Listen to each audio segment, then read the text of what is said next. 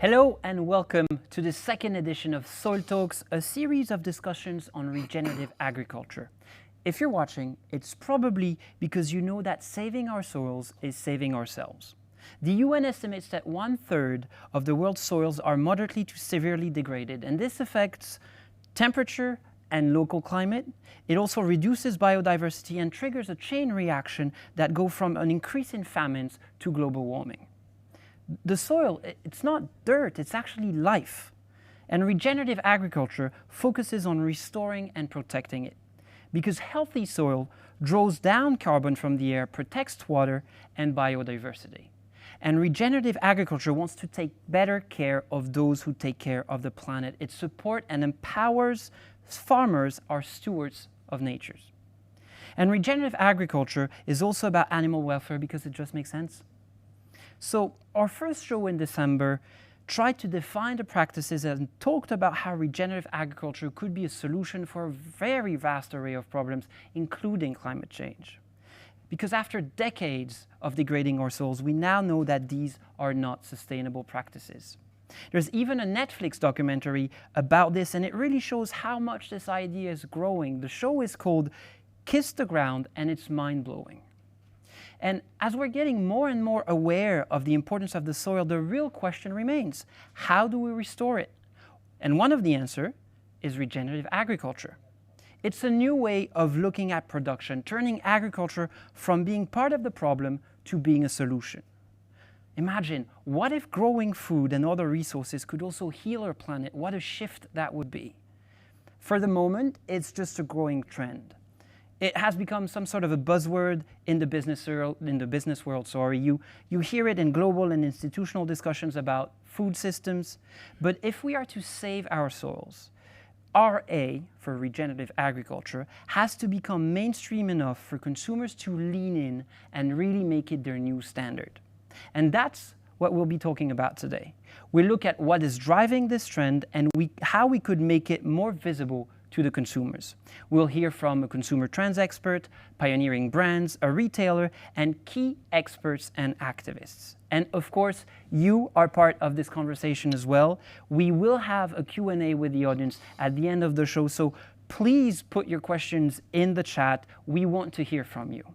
And before we talk directly to you, let's have a look at how we collectively stand on the topic of regenerative agriculture.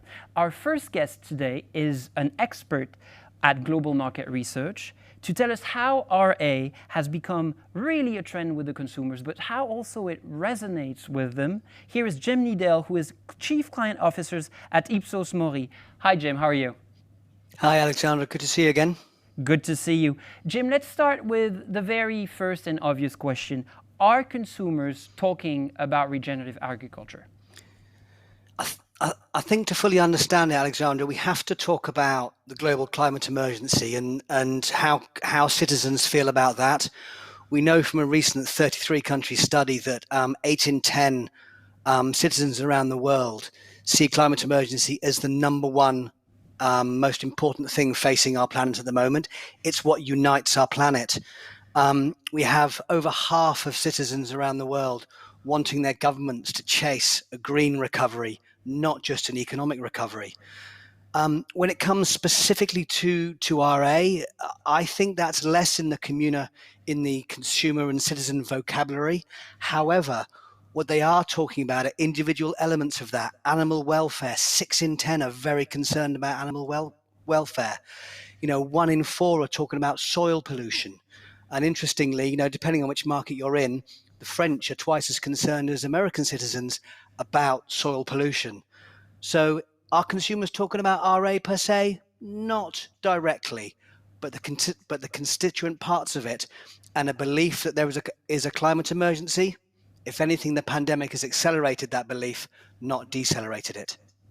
What's interesting is that they seem to be talking about parts of regenerative agriculture. It's not the biggest topic yet, as you mentioned, but could it be linked to what you call the belief-true gap, which is the fact that we want to do the right thing, We know what's best, but we still, we focus on the least impactful things that we can do. Do you think the two are sort of linked somehow? I think there is definitely a link in there. This believe true gap it's fascinating. Everyone talks about the say do gap. So I'll say one thing but do another. The believe true one is actually a prequel to that, where if I believe something is true, I'll act on that belief. But if my belief is wrong, I'm probably acting on the wrong piece. So for instance, if you give citizens a choice between a plant-based diet or eating locally sourced food, which one's better for your carbon footprint? The majority will pick eating locally when in fact a plant-based diet is better. So it depends on what consumers believe to how they act. But there is absolutely no doubt from all the research we've done across multiple countries, and we're constantly polling, that consumers do want to do the right thing. We've just got to educate them to understand what the right thing is. I don't want to be a bit picky about this, but do you think it's because they don't know what the best thing is, or is it because we, all consumers, are not necessarily ready to make the concessions that are needed for us to actually shift our path in this climate change that we're facing? Do we not know, or are we just not ready yet?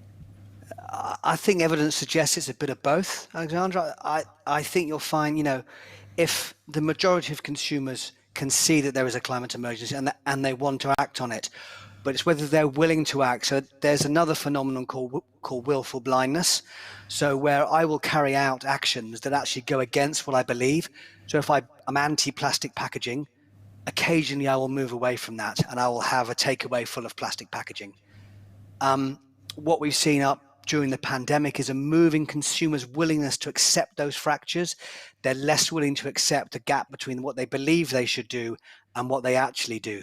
So in answer to your question, I think it's a little bit of both. It's partly understanding what is the right thing to do, because actually recycling is quite an easy thing for us to do.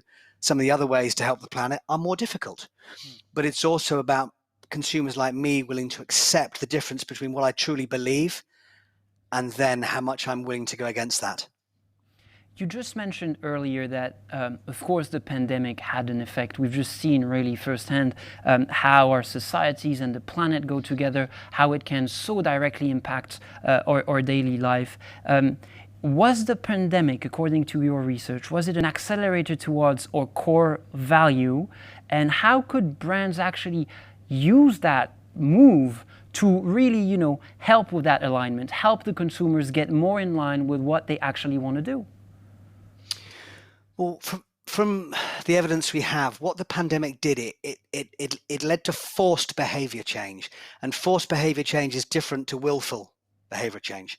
So the forced behavior change that the pandemic made consumers and citizens all around the world didn't necessarily affect our core values. Our core values are deeper, they're harder to change than our opinions. So we have this gap again between a sort of forced behavior change and the true values we hold. If I then layer on this evidence we have looking at how consumers, so as our context changed, as the pandemic changed the way we had to live, our priorities changed. And on some research we've done across an awful number of brands and an awful number of sectors, what we found was the way consumers prioritize brand choice has actually evolved quite quickly during the pandemic. And in general terms, the more emotional benefits, the more emotional priorities have tended to become more important, and the functional priorities in a brand slightly less important. But Alec, just for absolute clarity, you can't get away from the fact that the behavior change that we've seen all around the world, it was a forced change, not a willful one. So I think that's something for brands to watch out very, very carefully for, because values haven't necessarily changed as fast as we think. So that means one of the key challenges for brands is to educate consumers, right? To give them some sort of clarity. Is that what you see throughout your studies, that people are willing to change as long as we can explain to them the right path to do so? That would, I think that's very fair. I mean, the way I would see it from the evidence we've got, as I said, based across many countries and many, many different pieces of research and polling, is it isn't permission consumers are asking for. The majority want to get involved. It's the clarity how they get involved that's important. And I think that's where regenerative agriculture, this wave you're talking about, that we're seeing at the moment, very, very small quantities of conversation on social media, but it is accelerating. 1 in 5 conversations are happening on Reddit, and we know the kind of power of an activist Reddit that platform can provide to sort of consumer change.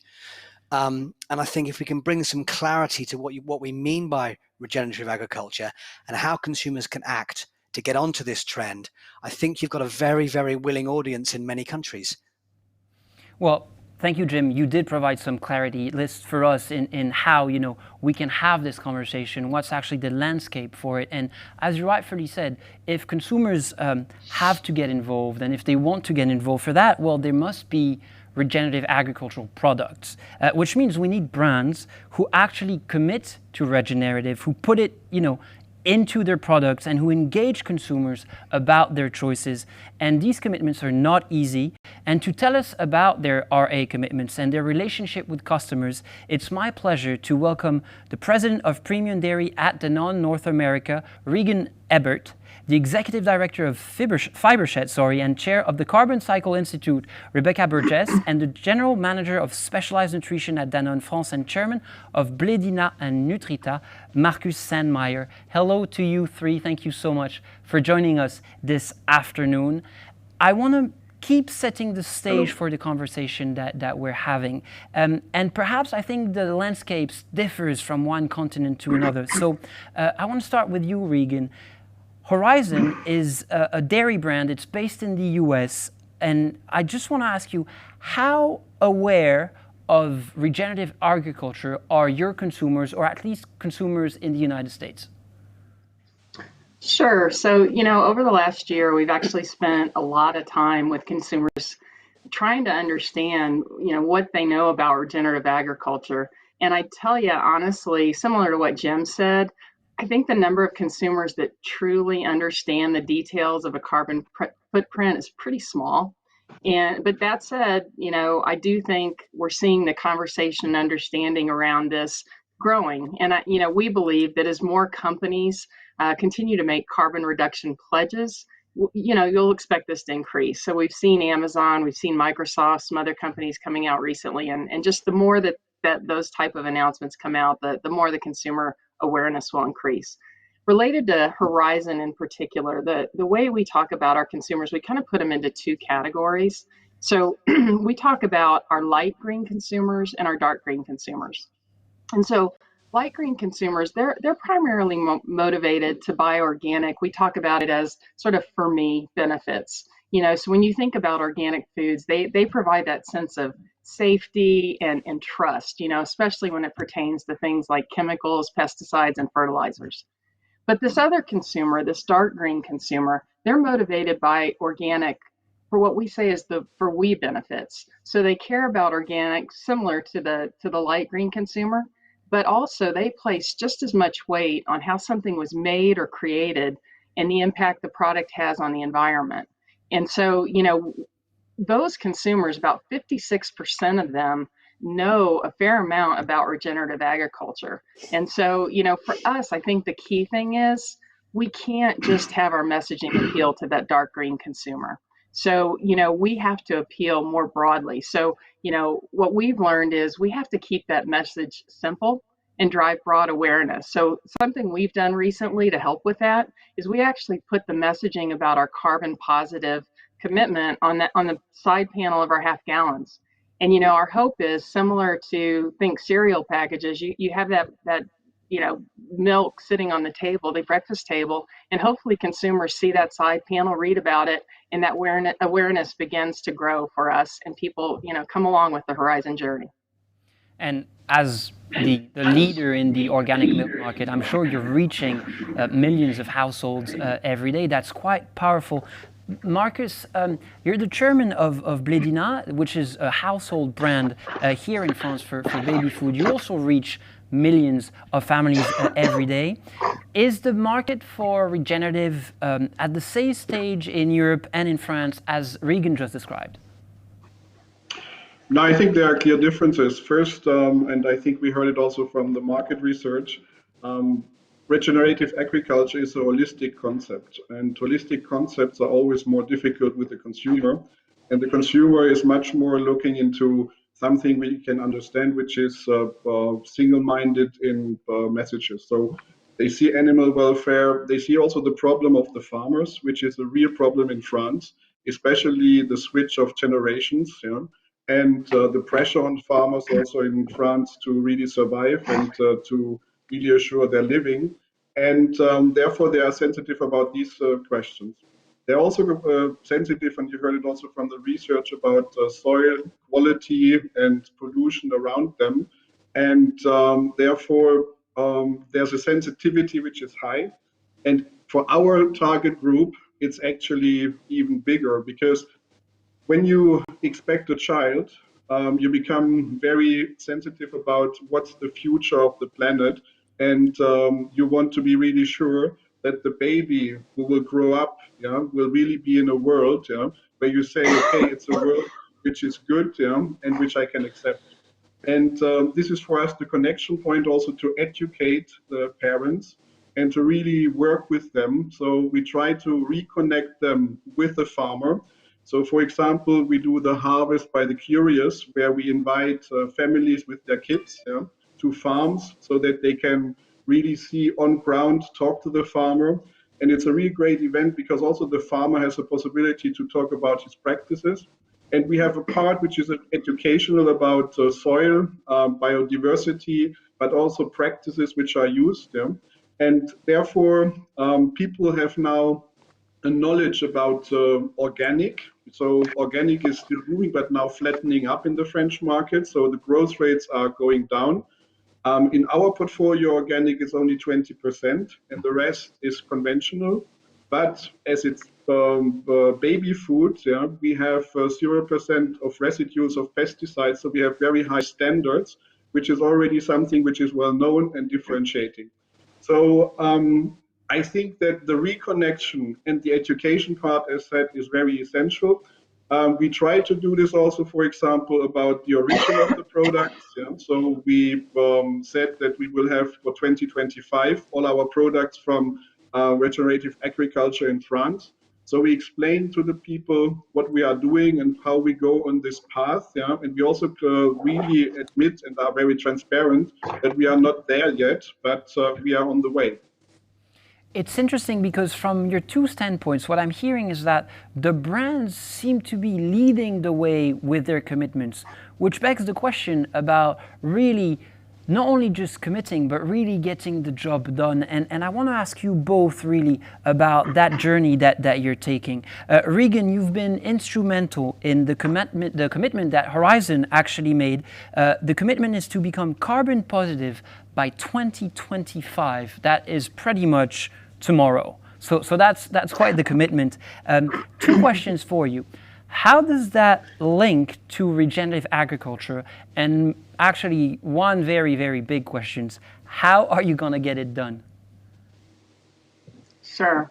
So, I want to start by saying that, at Horizon, which is the world's largest organic dairy brand, we're really proud of this commitment because it's the first of its kind in the dairy space. As you said, 2025 is tomorrow. And Horizon has a history spanning more than 30 years of being a pioneer in organic dairy. And we think this work is, just the latest example of that. But the carbon positive commitment, it was created with the goal of driving impact across the entirety of our supply chain. So from feed to farm, all the way to glass.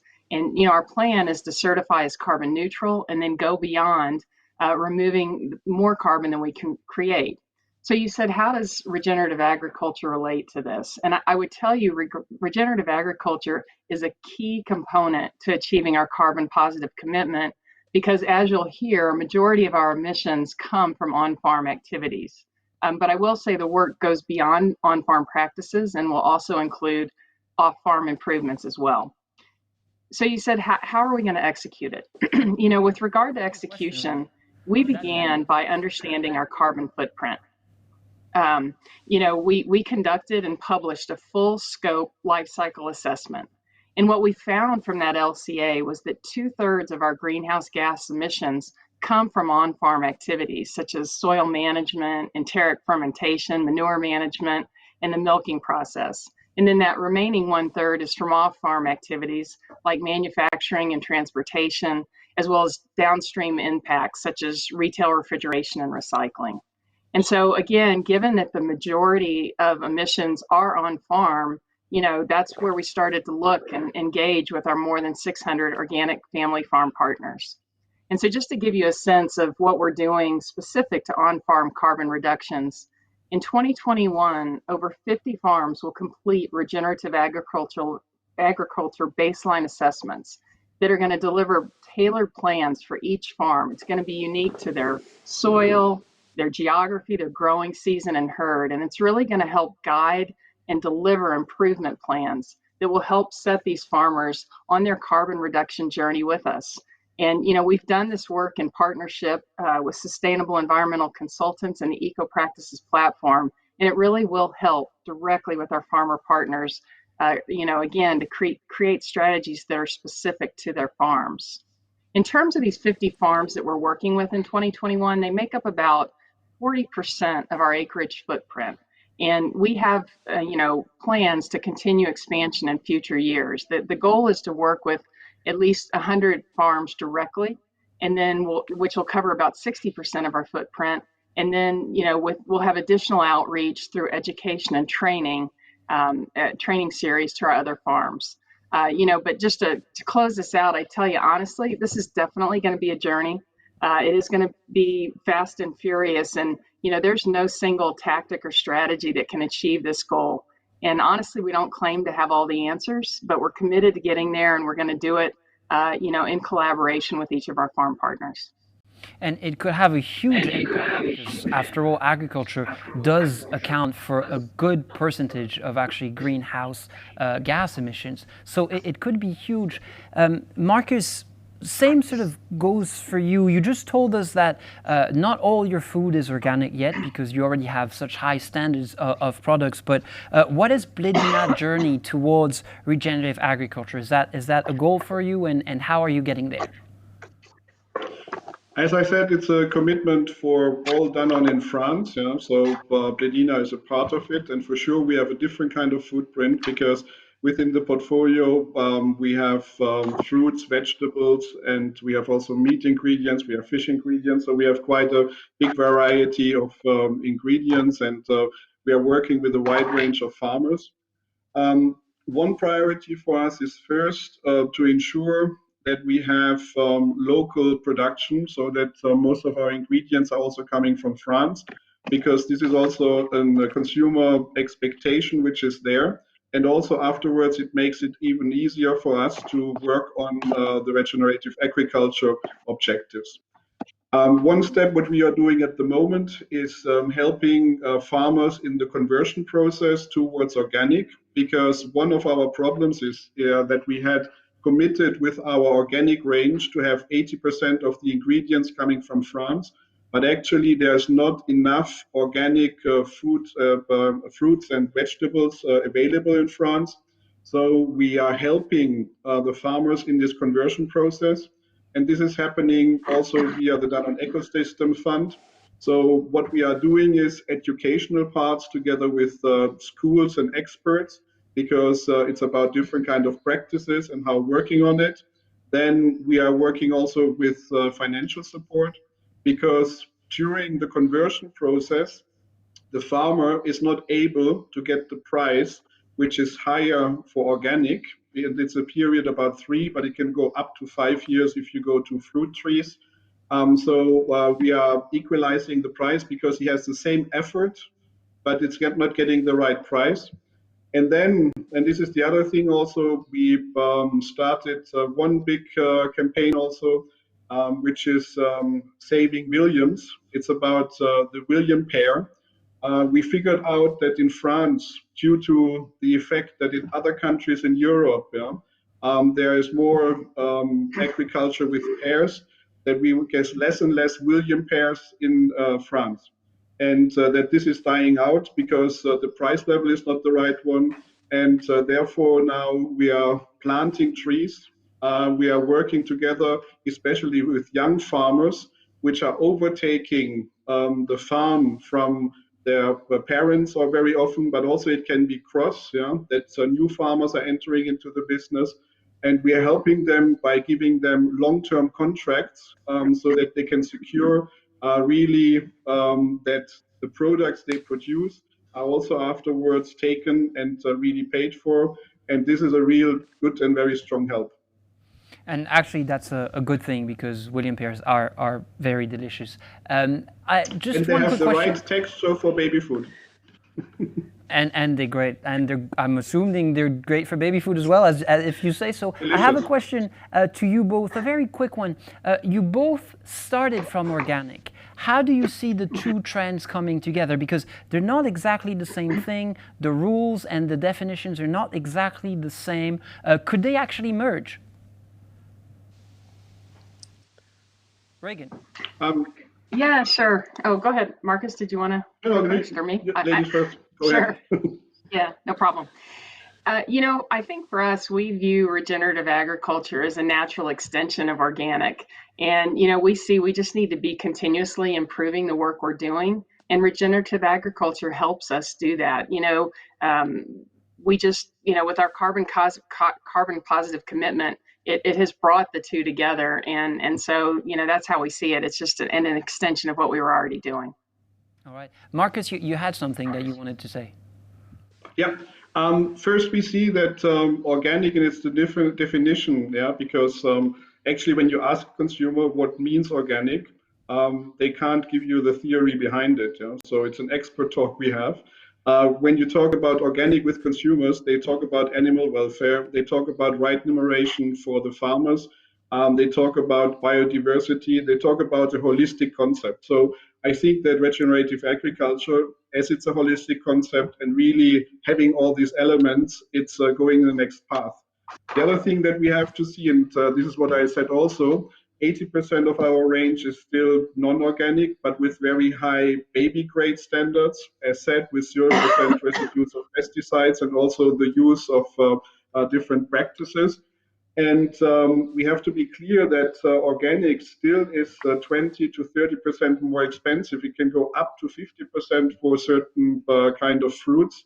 And therefore, we also have to talk about accessibility, because in the, I would say, traditional definition of organic, there's a lot of manual work, yeah, and also practices. And I think we have to get to the next level. And I think that regenerative agriculture can be really the next level.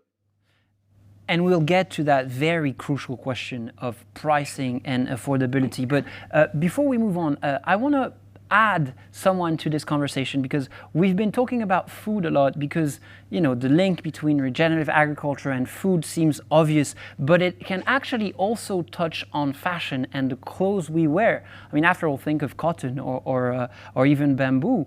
So Rebecca, Fibershed is not a brand, actually, it's an NGO. You work with fashion brands, you've worked with the North Face, you've worked with brands that are really forward in this conversation.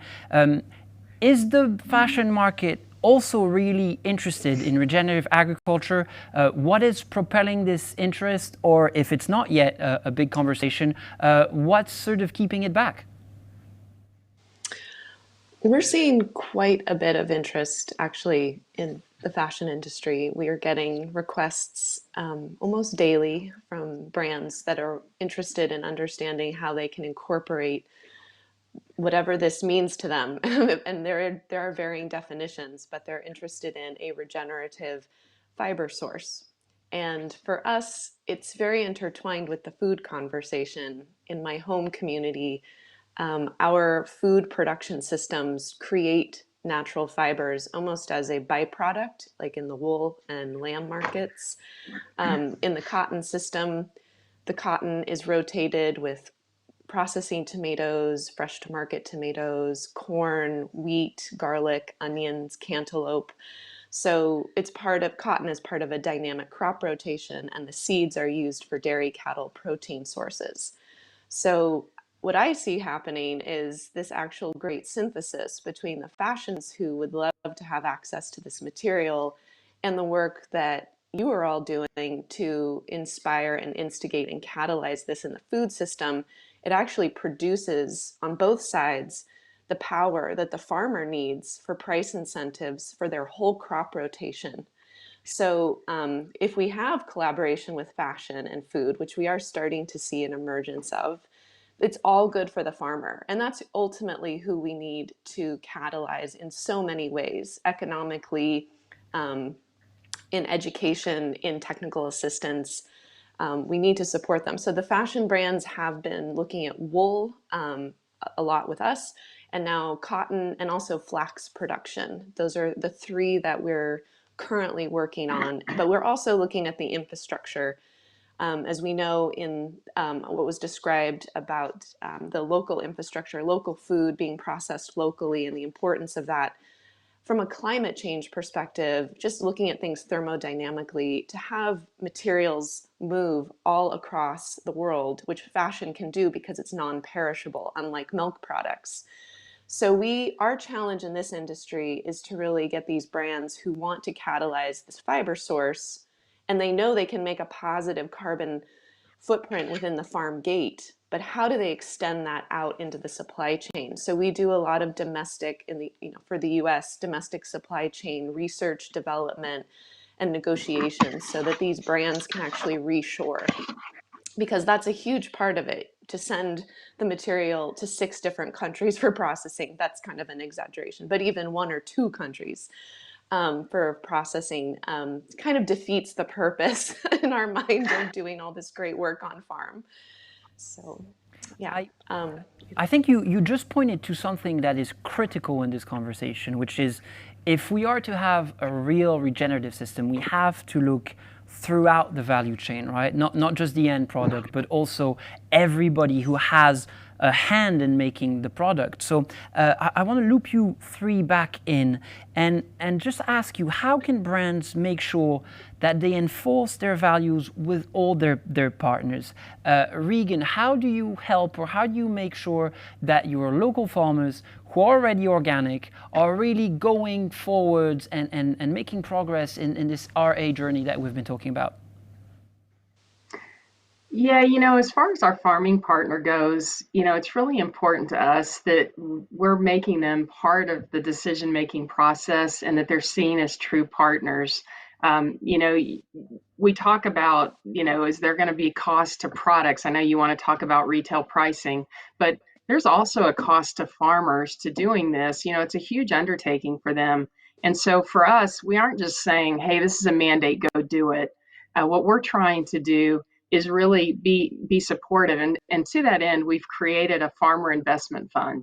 It's a $15 million fund that's going to help our farmers invest in new capabilities that'll hopefully improve efficiencies. It'll allow them to champion soil health and regenerative practices on their farms. And so, the way it works is once they identify a potential project on their farm, they can apply for these low or no cost loans to jumpstart their transformation. But we hope by supporting them in this way, it'll help them, be excited to participate in these efforts with us.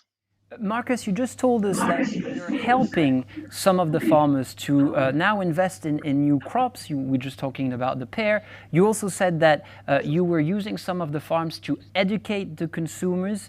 What's your relationship with your farmers? Are you driving them towards regenerative, or is it the other way around? It's already coming from a long history into baby food. You have to see that the baby food norms were very demanding and very restrictive.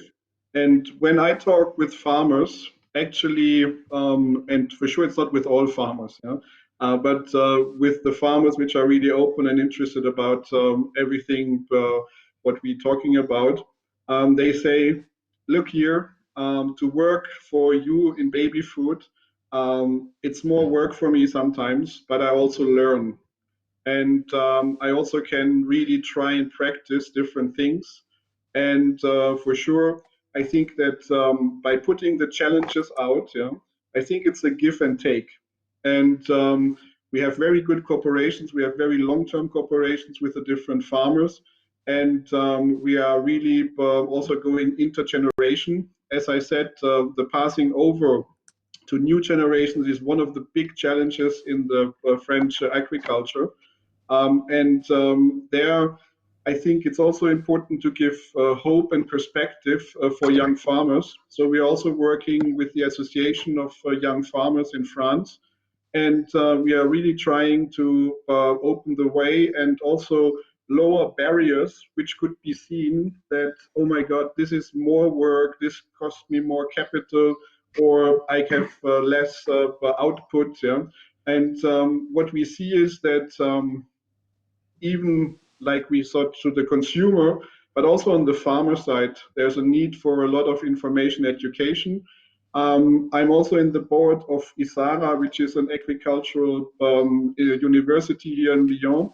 And I think it's also from the side of the agroeconomic studies and others where we really have to be involved and really to go. So it's a lot of different stakeholders we have to work on, and it's a partnership, but we also have to activate different players, and really also to be very clear about that it's not a thing that the farmer can do it on its own or that we can do it on its own. We need really a network of expert and really different players.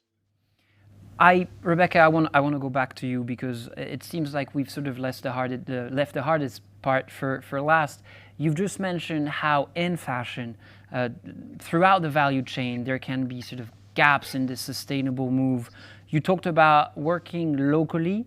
What else could fashion brands do if they really want to reduce their carbon footprints and move into the RA realm, if you can call it that? Well, one of the things we've observed is the gap, as was described earlier, between just being able to implement these practices on farm and the costs to make these transitions. And sometimes we don't, in some of these cropping systems, we're still learning what the agroeconomic recipe is for the change that we want to see, which would be increases in soil organic carbon, increases in the microbial communities, better water infiltration in the soil so we can recharge our aquifers and irrigate with less surface water. All of these great things that we can do to protect biodiversity, enhance it for that matter, enhance the hydrologic cycle, enhance the high function of the carbon cycle. We're kind of sending the carbon cycle into reverse. We're emitting more, but normally the earth is absorbing it through the biosphere and the soil system. And so we're enhancing that natural photosynthetic carbon capture. Brands want to be able to engage in that. Farmers want to be able to engage in that.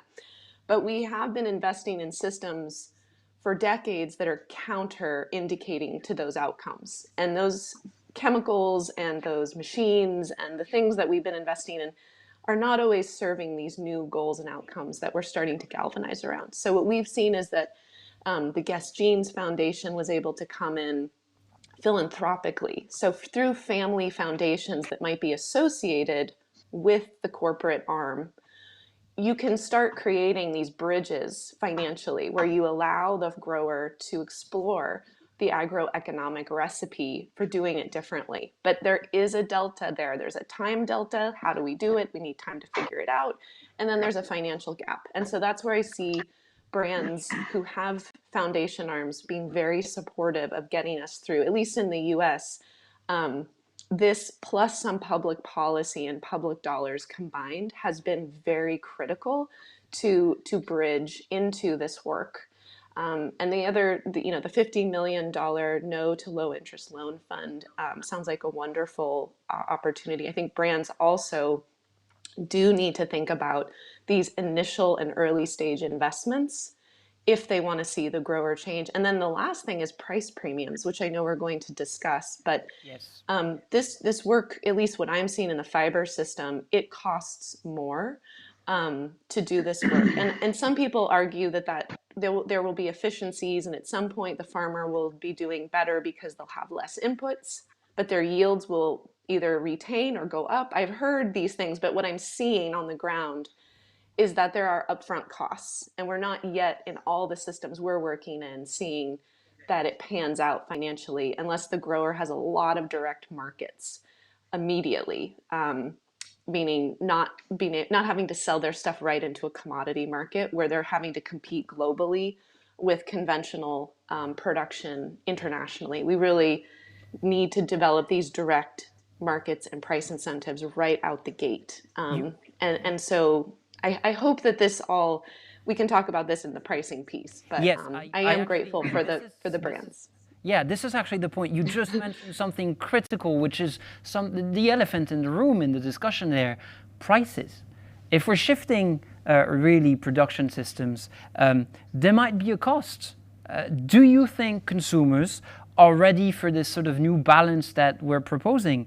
Positive environmental outcomes, but a rise in prices. And this is an open question to you three. I don't mind if this becomes a bit of a brawl.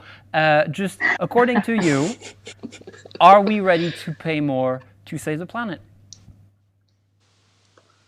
Let me start perhaps because it's quite interesting when we look at about what's going on. Actually, there COVID was helpful because at the beginning of COVID, there was really a fear of the population that they can't get the food anymore, and actually they got conscious because as the whole flux of supply chain, especially in Europe, between the countries was disruptive, they had the opportunity, but also they were forced in a certain way to buy more local. Interestingly, with the COVID, and we saw this in the research part also, trends which were already there, like local transparency, but everything is also organic, was accelerating because people became also more conscious about the whole thing. Now, there's a limit to this because we also have to be very clear that the COVID has also a second side, which is an economic crisis. And we see this specifically with young families. Young families don't have a big budget. And therefore, what we see is that, for example, for organic baby food, you called them hard green and the light green. I could call it the same in the structuring. We see that young families start sometimes with organic, but then they switch over to the conventional because it's a question of budget. And this is very clear. What we saw and what we see more is that there is a higher understanding that products which are coming from France are more expensive. And we have to see that there is an interest to save and to protect the French farming. Okay, I get that there's a bit of a limit. Very briefly, I want to hear Regan and Rebecca on that. Regan, will your milk cost a bit more because you're now into RA? And do you, in a nutshell, do you believe people are ready to pay that price?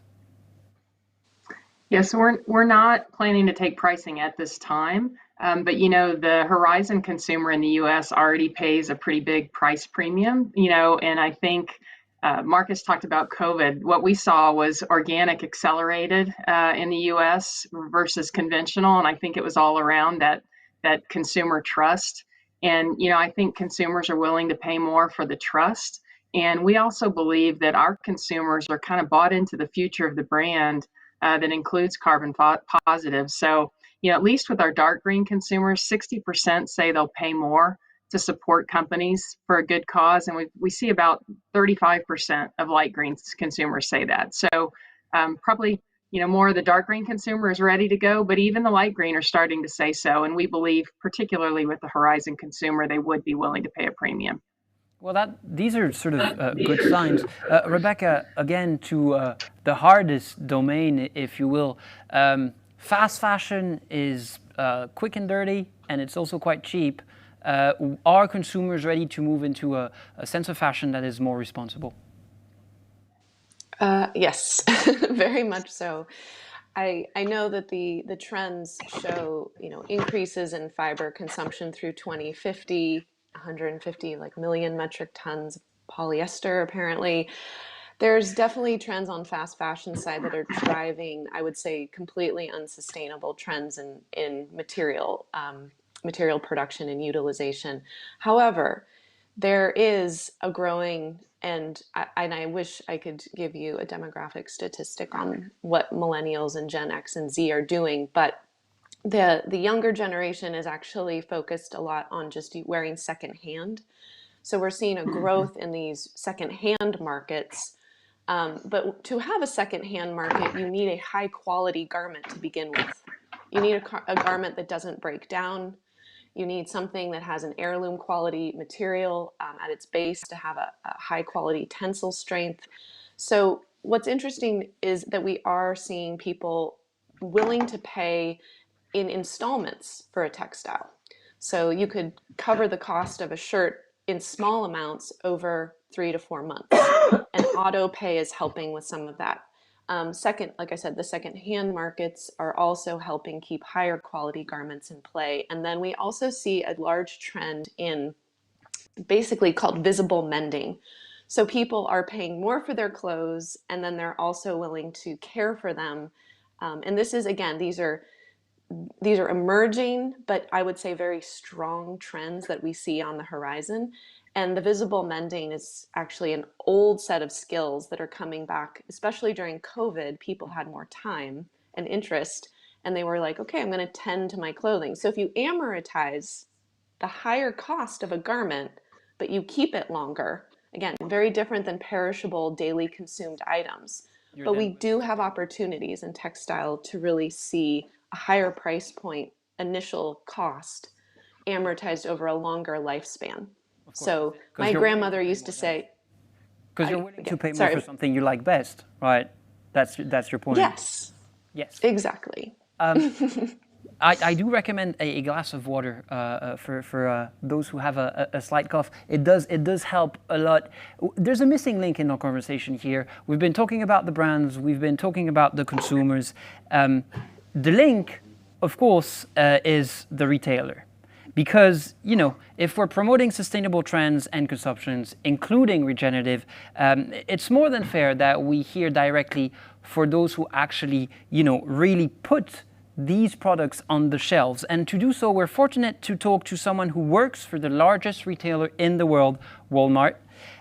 Any decision that company makes impacts so many lives that their policies are a critical lever for a sustainable future. And Walmart just made some pretty big announcements. It's aiming for zero emissions by 2040 and to help protect, manage, or restore at least 50 million acres of land and 1 million square miles of ocean by 2030.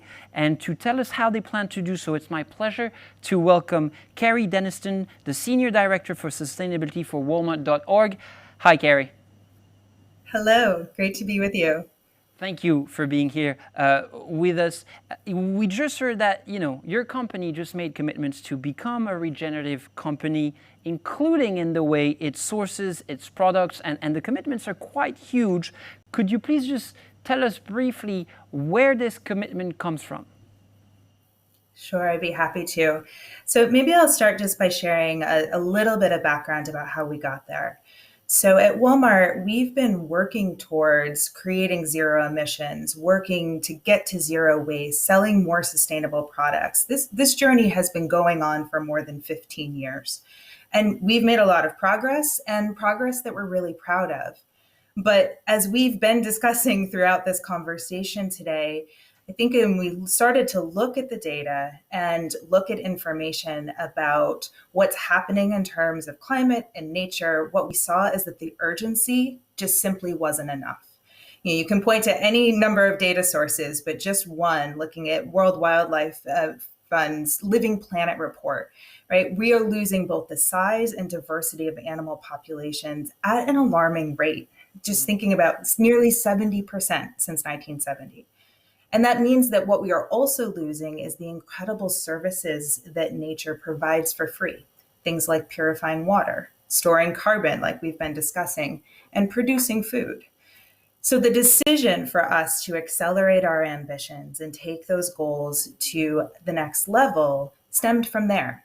Because we believe that collectively we have to go beyond sustainability as it's understood and as it's practiced today, and towards a future that is more restorative and is starting to replenish our natural systems. And that's great to have a big aspiration, but we also need to be able to turn it into action. And that's where you saw time-bound targets that are aggressive, that are aspirational, but that we could put real action underneath it. So for example, in our commitment around nature to get to 50 million acres of land and 1 million square miles of ocean by 2030, our goal was to create this urgency in a platform, but to do it in real ways and have it be ambitious enough that we couldn't do it alone. So there we're going to do 3 things.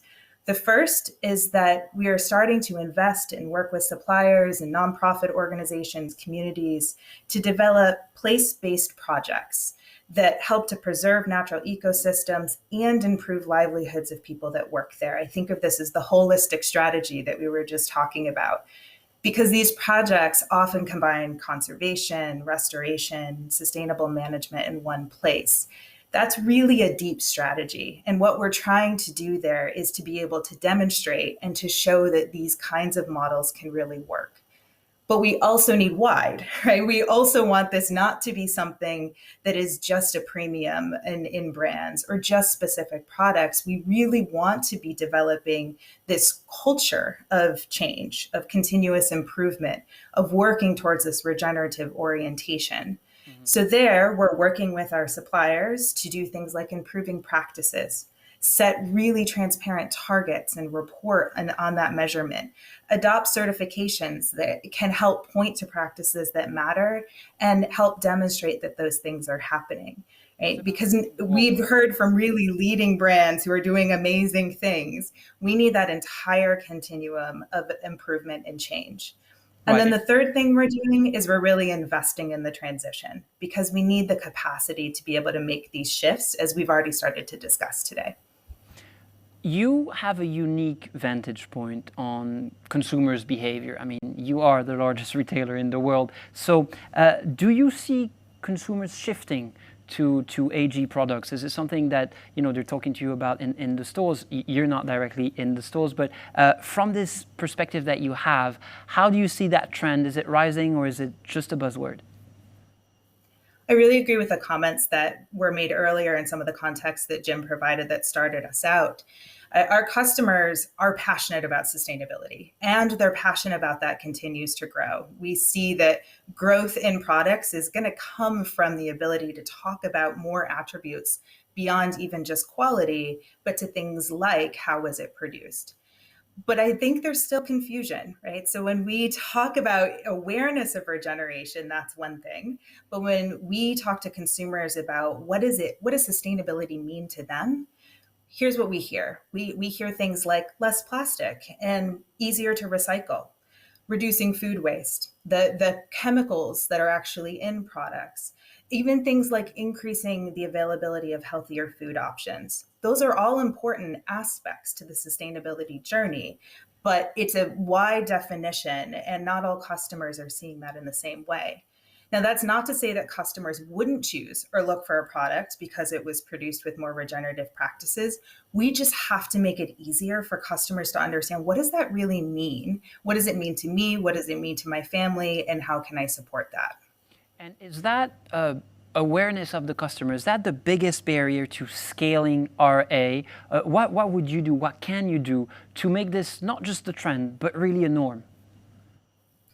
I would say it's a big barrier, and it's not one that we can't overcome, but it is a challenge. Because I think one of the things that's different, and we heard this a little bit earlier, is that regeneration is not something that is a yes or no question. This is actually about a journey. This is about a transition that takes time, it takes investment, and there are depths to that journey where we're taking on one regenerative practice, 2 regenerative practices, right? There is a space for differentiation and innovation within that concept. But for customers, you know, we often talk to them in terms of it is or it isn't. And that's just not the case here. So we have to be transparent with customers about where we are so that we continue to earn their trust. and so that they can be a part of that journey in inspiring it as well. That's one key part. I would say the other part of that is having the products, right? So really actually making these transitions, supporting farmers in those transitions, finding the measurement capacity and capability, really aligning on some of these frameworks, the things that will make this truly real so that we can bring together that consumer trust and expectation with what we can actually deliver from the products themselves. I feel like there's one part missing in our conversation, and here I want to look back all our guests here with you. We have an NGO, we have 2 household brands, we have the largest retailer in the world.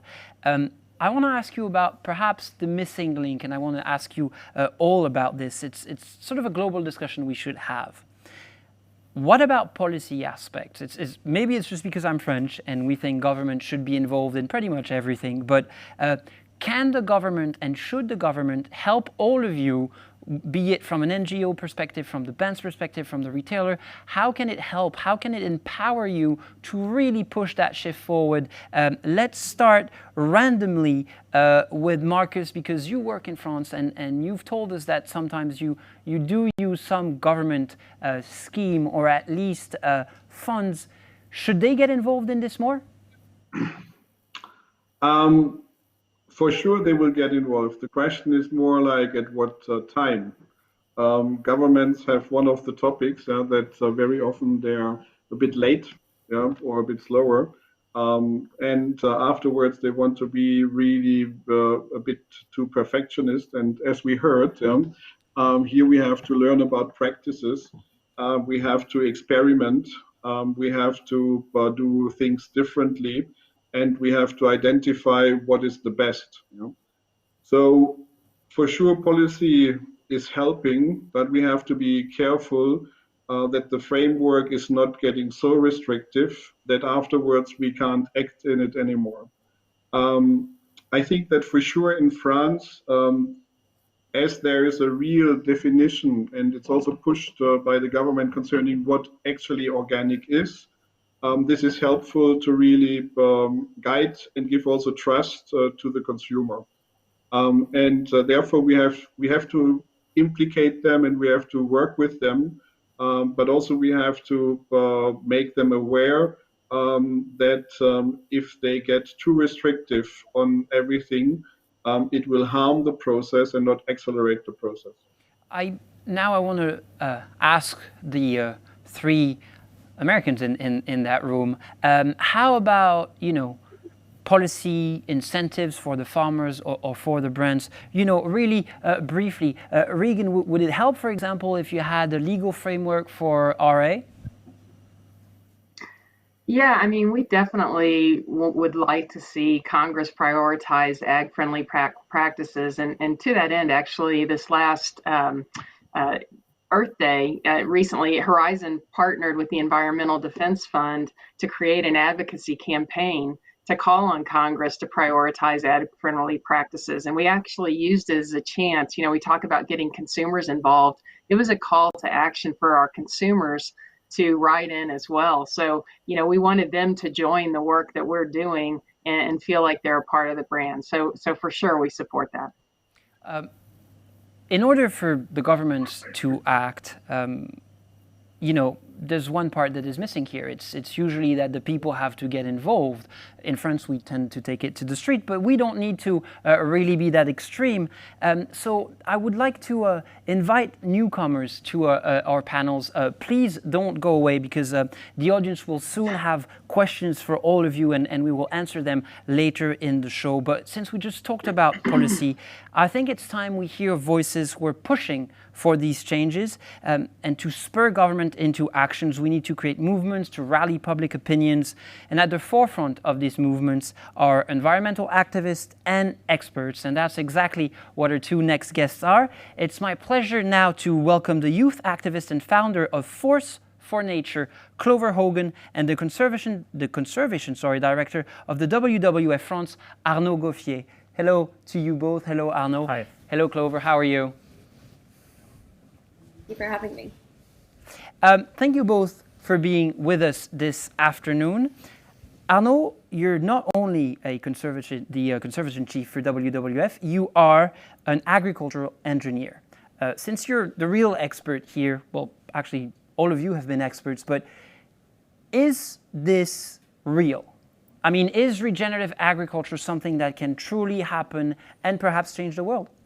Yeah, I don't think I'm the only expert around. No, they all are. That was my bad. We have a lot of experts on this talk. Yeah, actually, regenerative agriculture could be a game changer if implemented the right way, in the way that it could be a win-win-win solution, meaning that we know that there's a climate emergency. We have to store carbon. We have to mitigate carbon emissions. Regenerative agriculture could be a way to store carbon in agricultural soils. It could be a way also to adapt to climate shocks, to anticipate climate shocks by building resilience through enhanced fertility, and again to improve soil fertility. So it could be a real solution if implemented the right way. But then we would have to know exactly what it is. We would have to have a real definition. Do we know specifically what RA actually is, and should there be an official government-labeled definition? There's no specific definition of regenerative agriculture. It's a set of practices. Most of the practitioners agree on different pillars. The first one is leave the soil undisturbed. Do not disturb the soil, so stopping tillage, covering the soil at winter time to avoid erosion, for example. Stop using synthetic fertilizers and pesticides as well. So taking care of the soil, this is the first pillar. The second pillar is around animal welfare, taking care of animals, bringing them back to the field, having a diverse agriculture. We call it as well livestock integration, meaning we have to grow crops and at the same time having livestock around these crops and in harmony with the crops. And the last one is a fair relationship between farmers, producers, and companies. I hear a complex definition. I hear the agricultural engineer telling us what this is all about. I'd like to have the activist perspective. Clover, you are pushing companies and societies to do more. Do you see this trend as a real shift, something that could really, help us save the world? Or is this just another way to promote this weird idea of green growth? Is this real, or is this just another greenwashing attempt? Thank you for the question. Regeneration in its true definition has the power to be absolutely transformative. And if we take a kind of macro glance, we're not just looking at regeneration through the lens of agriculture, but we're looking at it in the context of what it means for businesses everywhere. And for me, regeneration really captures this shift from doing less harm to, in fact, how do we begin to do more good? And at surface level, that might sound really simple, but that is, in fact, a radical departure from where business is coming from and indeed the purpose that business was born from. The old model of business is largely premised on the exploitation and commodification of communities and of nature. This new model of regeneration needs to be based on the protection and, of course, the restoration of communities and nature, with a focus on what has already been lost. So for me, regeneration is an invitation for companies to actually shift the goalposts. The goal of your product, your service shouldn't simply be to get in the hands of a consumer, but to, in fact, look beyond and think, how is that product or service a vehicle for solving a larger problem? Now, that problem might be deforestation or species extinction or energy use in the home, food waste, fast fashion.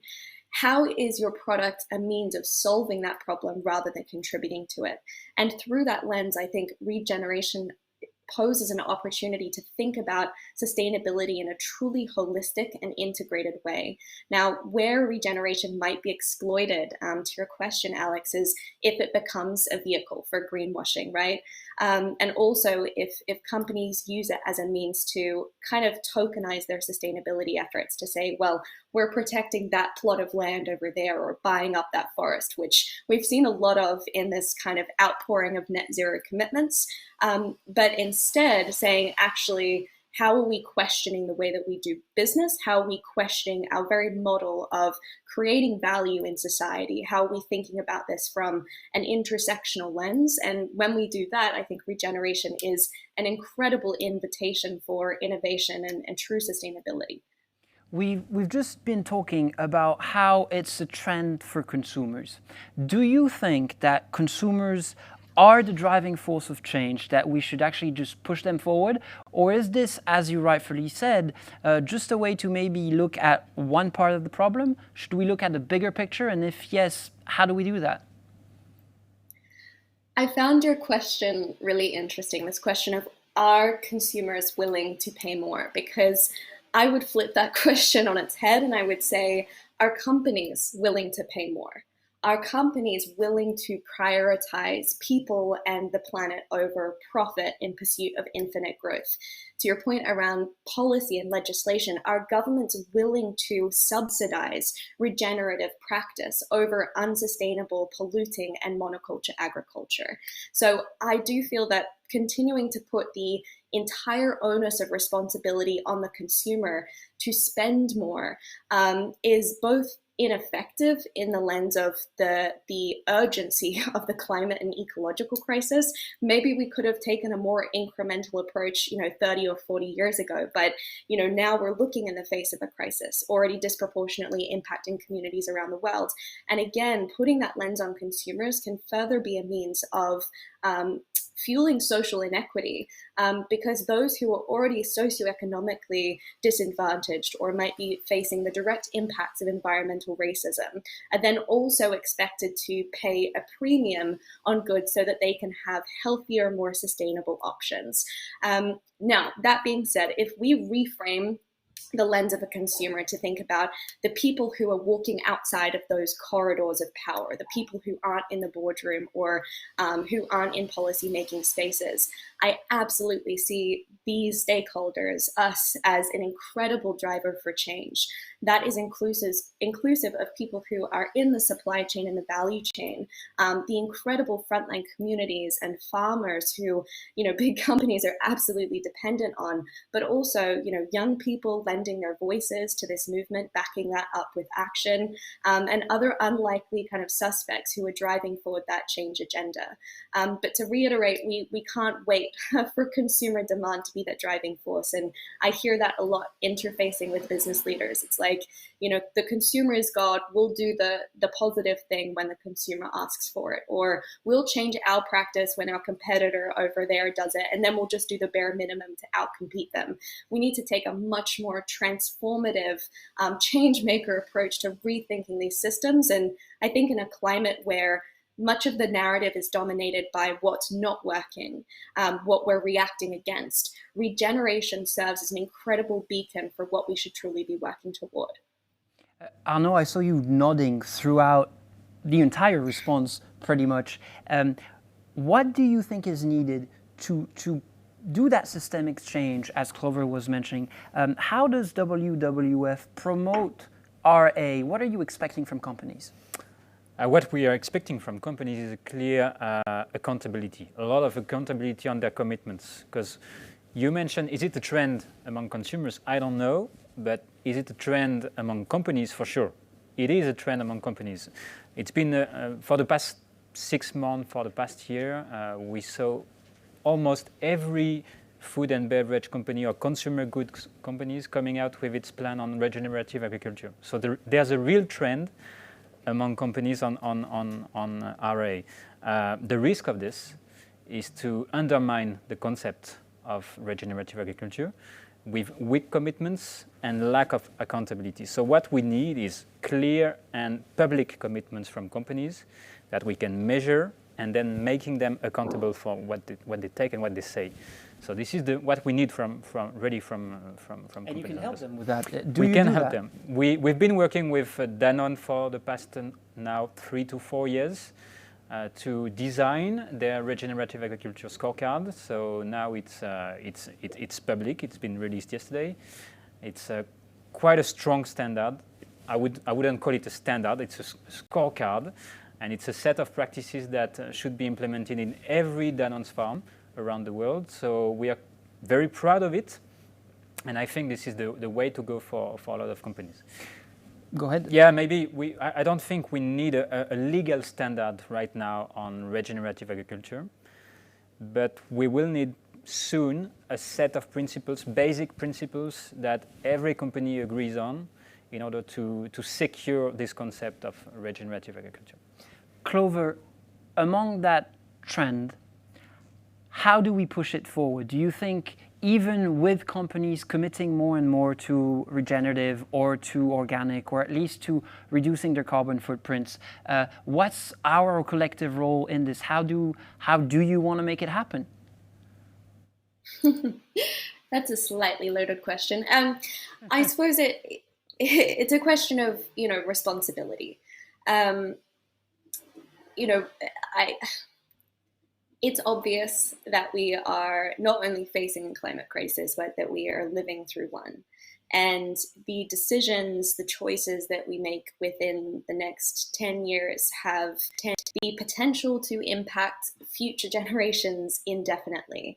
We're on the precipice of climate tipping points, where companies have a huge role to play, where policy has an enormous role, where civil society is absolutely critical. And so I wouldn't want to point the finger at one stakeholder group and say, well, it's all up to you. It's really how can we do as much as possible? And particularly in the context of companies avoiding greenwashing, how can we invest in doing the right thing rather than spending gross marketing budgets on being seen to do the right thing? So it's really around intentionality and that kind of radicalism. And again, where regeneration is incredibly promising is in response to what climate scientists and researchers everywhere are telling us, which is that, we're hurtling toward this cliff, and it's not enough to just, put our foot on the brake, right? It's not enough to just stop emissions. We need to actually begin to draw down the carbon emissions that have already been emitted. And, I often hear, kind of techno-utopianists from Silicon Valley talking about the latest carbon sequestering technology, enshrouded in billion-dollar patents. And it's like, yeah, the best carbon technology we've had and will ever have is, of course, trees, right? Protecting nature. There is so much promise in nature-based solutions. And so, companies need to take a moment, take a pause and think about how are we continuing to drive the problem, largely, deforestation, monoculture cropping, species extinction, but not just, okay, how do we press the brakes on that, but how do we regain what has already been lost and what we have contributed to the destruction of through our business practice. Well, thank you both. I feel like we've heard from NGOs, we've heard from specialists, we've heard from activists, we've heard from brand. Now let's hear from you watching us from wherever you are. We have lots of questions. Let's bring out all our guests together. That ranges from north of San Francisco to here in Paris. It's good to see a collective movement here. I have a range of questions. I'll try to direct them to you, but if you feel like you really have the answer, just feel free to pitch in. Regarding just the latest comment made by Clover, this idea that industry or technology has promises. I do have a question here that I think can relate. How can the industry engage with technology for transparency in their supply chain to understand and manage their emissions? Arnaud, you just mentioned that this was a critical point. Is there a role for a specific technology here? Yeah, we have roles for technologies to trace back and to trace supply chains, to manage supply chains. I know, and actually there is a tool that is called Trace that has been developed by, I think it was the Stockholm Environment Institute, and they work on soy traceability, soybeans, the traceability of soybeans to avoid deforestation entering into the supply chain. And regarding carbon, there is a tool that has been developed and that is being adopted by a lot of companies now. It's called SBTI, Science-Based Targets Initiative. And it's a tool and also a commitment from companies. They commit to make everything they can to stay within 1.5 degrees of climate change. So we have tools, we have initiatives. There's a lot of things to trace supply chains and also to limit emissions. Regan, when you work with your farmers, do you rely on specific tools to help them assess these targets, or is it really sort of a human-to-human interaction? Can they rely on something to not necessarily tell them what to do, but just know where they are, know where they stand, and take the right actions from there?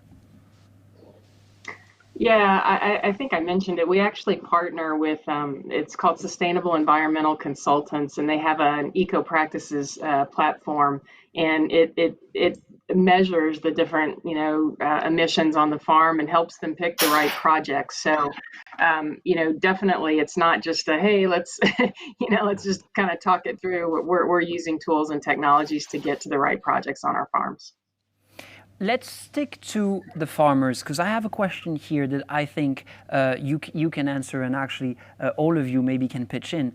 What are the key barriers farmers face to adopting regenerative land management approaches? Is it financial enablement, access to technology, just education, the way they used to do things?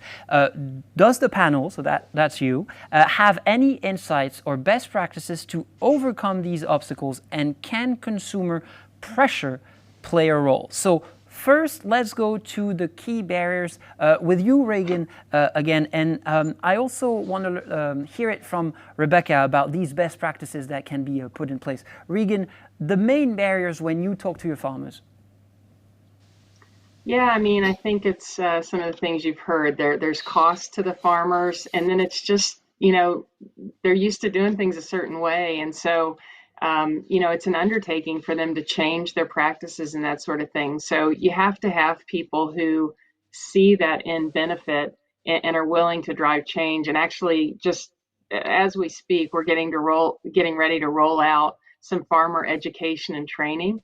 And we believe that'll help, bring our farmers along and on this journey with us. It's understanding, first they got to understand, and they've got to buy into, that this is going to be better for them. But, so I think I would say cost and kind of the effort it takes, to drive change.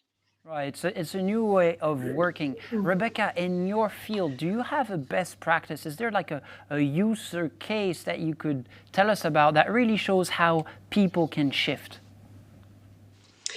So when we first started this work with the North Face, we were focused on one very large-scale wool ranch, which was producing all kinds of other food material, but also wool. And what we saw was an early stage investment from the brand to help the ranch develop a compost facility. So by doing this role of circulating organics and starting to think of things kind of in an anthroposophical way or a biodynamic way, where you use the inputs on the farm to create the nutrient cycling you need without creating this footprint of bringing inputs in that could be more chemical based or synthetic chemistry. So the North Face invested literally in the cost of producing the compost with the existing feedstocks.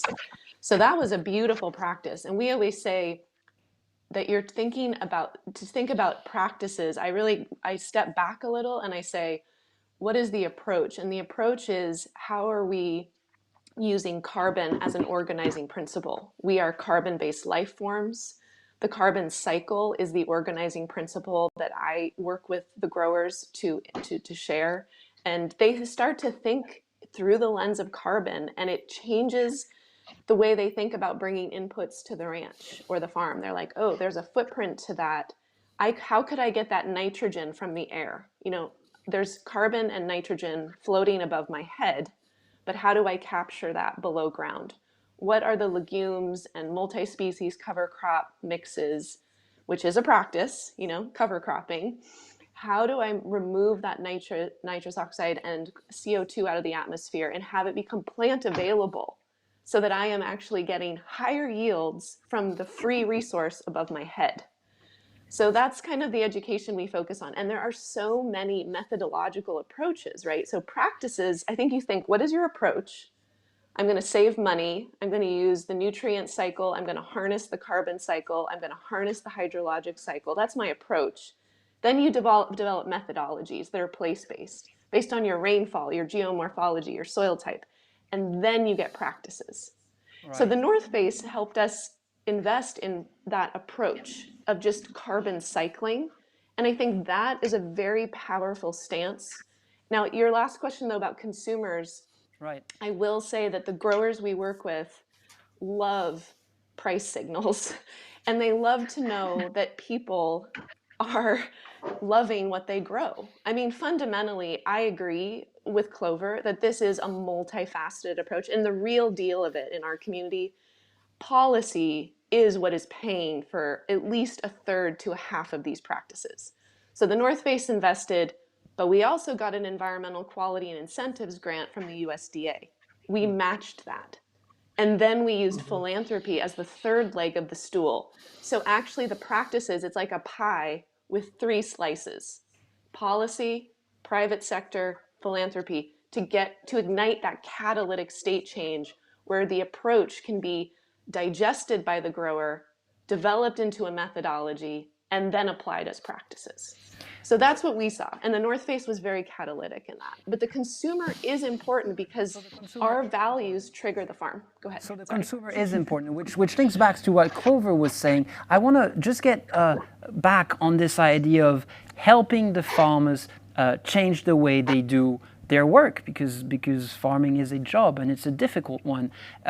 Carrie, you don't necessarily work directly with farmers, but have you ever thought about Walmart handing out these sort of methodology, perhaps, about doing your bit in educating the producers as well?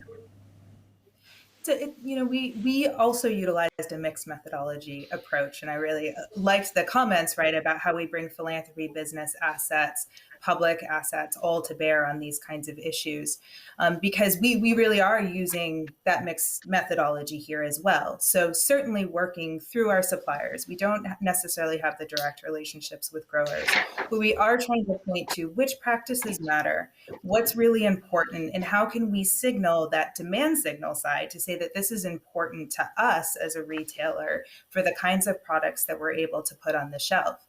But we also do mix that with philanthropy because we really want to get close, working through NGO partners to understand exactly what these kinds of barriers are, not just from a Walmart perspective, but for how the system needs to shift. And the kinds of things we've identified and talked about is this risk taking, understanding whether or not if I implement this practice, if I have 40 growing seasons in a lifetime and it's going to take me 3 years to transition, how do I really build that into the model of what I'm creating on my farm? Right? Those are real issues. And so how do we support things like demonstration projects? How do we put in place measurement and evaluation that makes it easier for farmers to get the data they need to really manage the production on their farm and in their community? So those kinds of tools and resources, we are bringing philanthropy to the table, 1, to help accelerate the change, but 2, to get close enough to really learn about those issues. What I'm hearing from our entire conversation is that it takes a collective effort. Of course, none of you is going to change the system by their own, and not even the consumers on their own. So if and because regenerative agriculture needs to happen, my takeaway from your discussion is that there needs to be coalitions. There needs to be cross-sector, cross-identity actions, collective taking place. To wrap up this conversation, I'd like for each and every one of you to give me their one key takeaway. That was mine. You need to work together. I'm going to have you give me your key takeaways in the order that I see you on my screen. And that would be you, Jim, you're first. I think probably in a sentence it would be that consumers, businesses, they aren't looking for permission, they're looking for clarity. So help consumers and citizens along this journey, help them to understand why RA is important and what they can do to contribute towards it. Thank you. That was extremely clear and brief. I like that. Regan, you're up. Yeah, I want to build on that. I think we all need to help drive that awareness and education. But because of what we've talked about today, the message needs to be simple. All of you were so clear and brief. Markus, your turn. My point is about the reconnection of the consumer with the farmer and with the soil. I think that the understanding is necessary, and then you can move a lot. I think we've charged too much the farmers to solve everything. We created the problem, now we can't push it again to one corner. So actually, we have to reconnect the people, and I think then we can move it. A very interesting point indeed. Rebecca? Well, I would like to build off of that. These are relationships, ultimately, that we are fostering between human beings, animals, plants, and the functions that occur on our planet. And I would say the movement building is interpersonal with our family and friends. It's political. It's how we engage as citizens, and it's how we consume. It's what clothes we put on our back and the food we put in our mouth. And I think engaging at all those levels right now is actually required. I'm loving all these points, and you're making so much sense. Carrie, from your perspective, what is the most important thing we talked about today?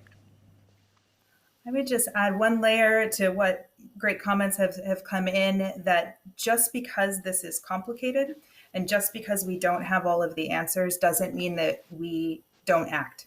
We have to start.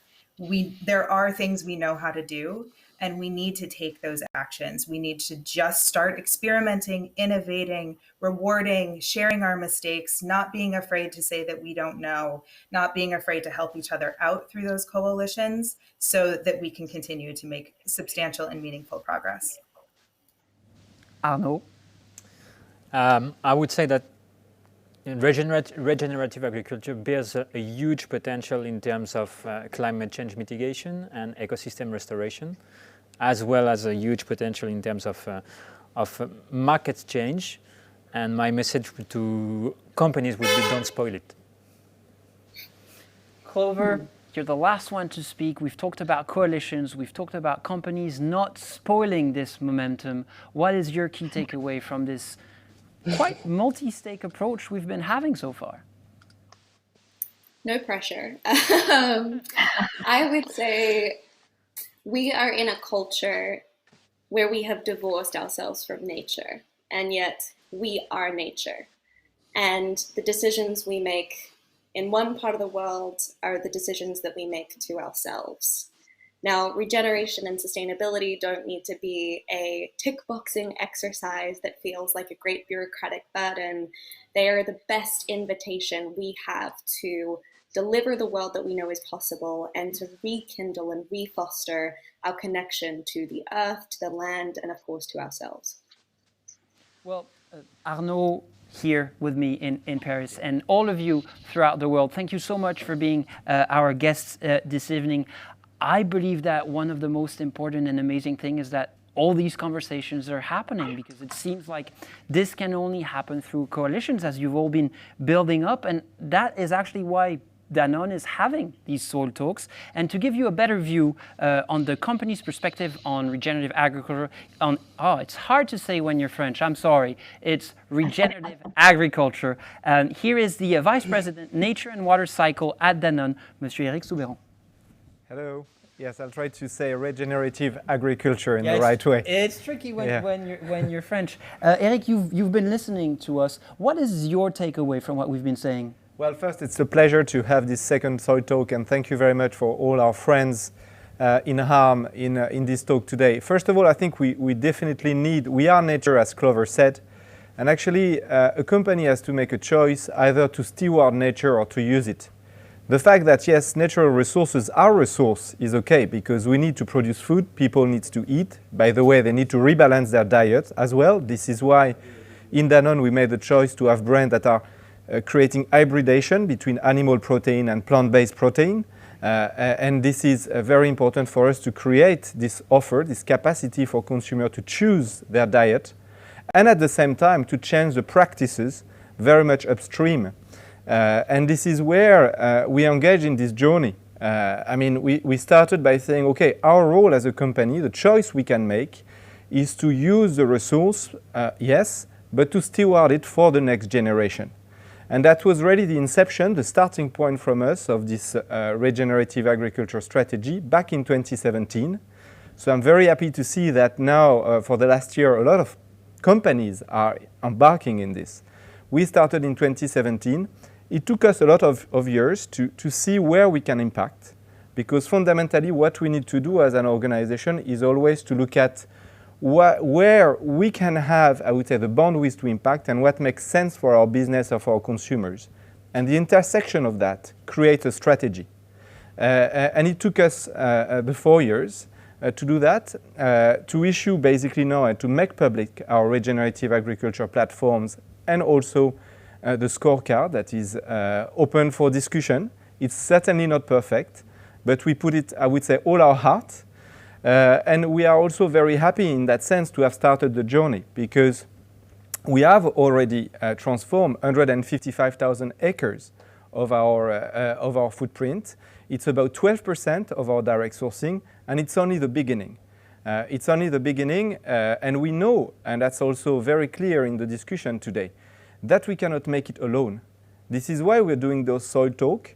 It's, of course, to tell what we do, but it's also to create the community around, because we need scientists, we need farmers, we need also our customers, Walmart, the retailers, to help us on this journey, to team up on this journey, I want to say.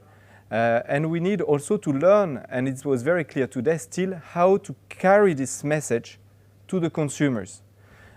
Because what the consumers value fundamentally is superior value. So we need to show, to learn in this journey how to tell them how regenerative agriculture delivers superior value to them. So that's the journey we are in, Alexandre. We are very humble, but also very determined to make it happen.